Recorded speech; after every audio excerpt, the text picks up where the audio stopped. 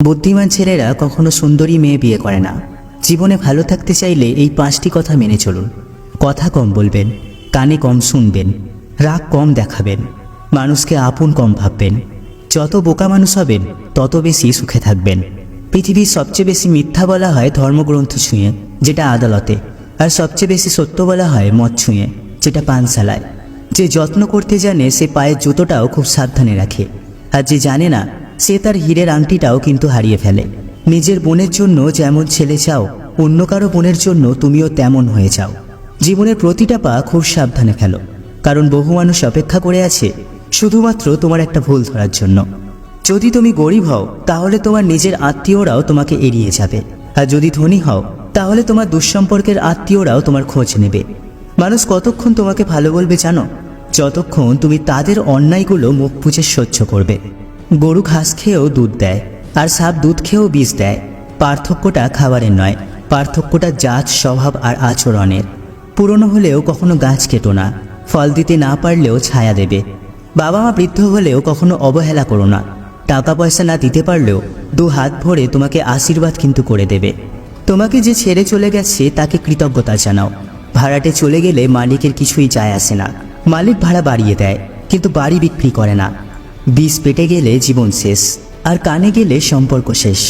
গুছিয়ে যারা মিথ্যা কথা বলতে জানে সমাজে তারাই সবার প্রিয়জন হয়ে থাকে। একটা ক্ষুধার্ত পেট, একটা খালি পকেট এবং একটা ভাঙা হৃদয় তোমাকে যা শিক্ষা দেবে, পৃথিবীর কোনো বই তোমাকে সেই শিক্ষা দিতে পারবে না। বর্তমানে মানুষ সত্যবাদীকে বলে বোকা, আর মিথ্যাবাদীকে বলে বুদ্ধিমান। ছোটবেলায় আমরা পেন্সিল ব্যবহার করতাম, আর এখন কলম ব্যবহার করি, কারণ ছোটবেলার ভুলগুলো সংশোধনযোগ্য, কিন্তু বড়বেলার ভুলগুলো একদমই সংশোধন করা যায় না। হিংসা তারাই করে যাদের নিজেদের কোনো যোগ্যতা নেই।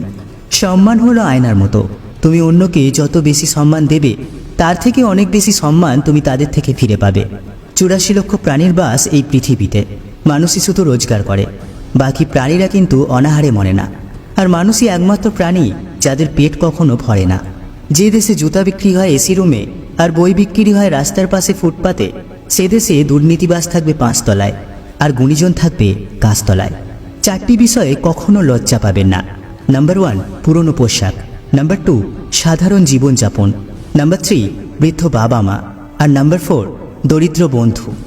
ঘোড়া যেখান থেকে জলপান করে সেখান থেকে জলপান করুন, কারণ ঘোড়া কখনো খারাপ জলপান করে না।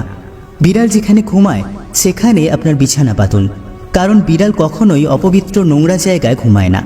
যে ফল পোকা খেয়েছে তা নির্দ্বিধায় খান, পোকা কখনো বিষাক্ত ফল খায় না।